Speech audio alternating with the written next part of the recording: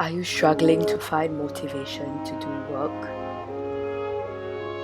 Not sure how you ever managed to study in the first place? Well, don't worry. I've been there too. But luckily, a much more put together version of Anne has her life all planned out, and today she's gonna share with you her 6 top tips on how to do work when you're lacking motivation.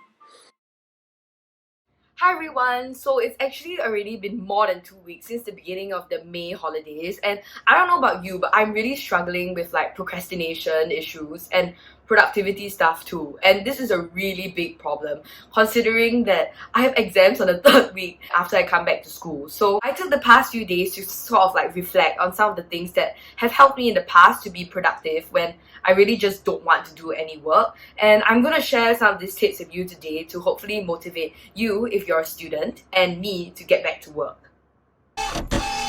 Okay, so the first tip I have is to assess your mood and set realistic goals. All of us have some of those days where we just feel like not doing anything and like just like a feeling of like dread at all forms of like work. But that at the same time, that's not a really good excuse for us to like not do work at all. So what I like to do on these sort of days is to really like check in with myself and see like on the extent of the unproductivity meter, like how far up am I? And then I will plan out my work schedule and my goals around it. Normally, I would take around 2 hours to do my bio revision, and for on such days, I would plan for me to accomplish it within like 3 or 4 hours. What that does is that it actually like factors in procrastination. So it factors in all the time when you're doing work, when you just lose focus, when you accidentally go and watch that YouTube video, or like you just like check your phone. And it means that although you take a longer time, like you actually still manage to accomplish like the fixed amount of work within that time frame. And it's way more satisfying when you actually finish your work instead of setting like unrealistic goals and then not meeting your time and then feeling bad. My next tip before you start work is to set yourself a reward system or like a delayed gratification sort of thing. So what I mean is that you open like a few tabs of YouTube or put up your favorite like Netflix series or like a snack at the side of your table. What I find that this does for me is that it gives me something to look forward to at the end of studying. Immediately once I finish my work, I have something to just go straight for and like relax my brain and tune off completely.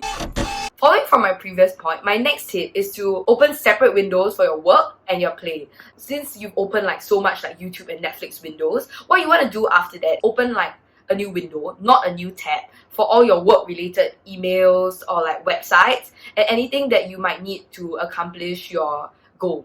By doing this, you ensure that you don't really get distracted by all the other tabs that might be more attractive to you and focus only on your work. And if your work isn't really on computer, you might want to just switch it off completely. I find that, yes, this is a rather common tip, but it actually works really well to ensure that you keep your concentration and focus on the work that's at hand. My next tip for you is that if you still feel stuck after doing the same thing for a really long time, change topics and do something else. Many of us just want to like push through and finish it, even though like our brain might just not be up for it on that day itself. So this happens most to me when I'm doing something like math, where I've been trying to like solve the same word problem for like 20-30 minutes and I still don't get it. And then after that, I just give up. Hours later, I come back and I realize that I could just solve it in like 10 minutes. Isn't that like super frustrating?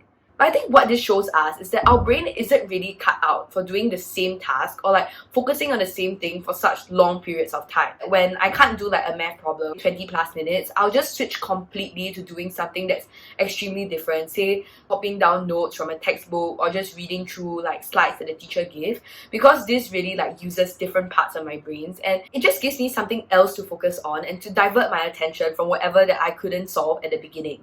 And more often than not, this means that I'll definitely be able to do the task that I couldn't do at first way faster, and it seems way easier. That being said, that doesn't mean that you should just neglect what you were supposed to do at the start. After like a few hours of like doing something else and you feel like your brain is adequately rested, and then it's time for you to go back to the piece of work that you've been trying to do at the beginning and just finish it up.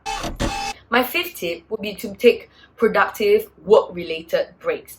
What this entails is doing things that aren't directly work related but do help you achieve your goals, like filing or organizing your notes. Not forgetting, you can always realistically plan out your work schedule for the rest of the week. These are things that might not seem like super productive at the beginning, but they'll definitely be of use later on. And I think this is a really great way to utilize some of your breaks, like for all those moments that you just want to like stop studying, but you don't really want to like let go completely just yet. Okay, my last tip for the day is to remember to reward yourself after you actually finish the work. Remember all those YouTube videos that you put up, or all those like Netflix series that you want to watch it. Many people often underestimate the importance of breaks when you are doing work, and I'm telling you, you need to take breaks. Like if you don't, right, your brain is just gonna be fried up within like a few like hours or days, and then you're never ever gonna want to see work again. Having that like work like play balance is really important. And besides, like remember that when you play, you shouldn't be worrying about like, the work that you have yet to complete, or like all the things that you still have to do. You should just like focus completely on playing, such that you feel really well rested, ready to start work after that. Playing should be something that's fun and just not something that you do just to waste your time, and then inside your brain you're still thinking about all the stuff that's not done yet, because that's just not effective. Okay, that's all the tips I have for today. And before I end off, I would really just like to say that being productive isn't about doing like the most work that you can within like the day, but it's really about optimizing your time according to your mood and the things that you actually need to accomplish. I think everybody has their unproductive days, and it's perfectly fine to not finish the work that you set out to do at the beginning of the day. That has been me for like the entire past week. But it just doesn't mean that it should completely derail you from studying or like being productive the next day. Just take every day as it is, and a new day is a new start. Okay, that's it. Bye bye. PS. I hope you enjoyed the video, and remember to subscribe.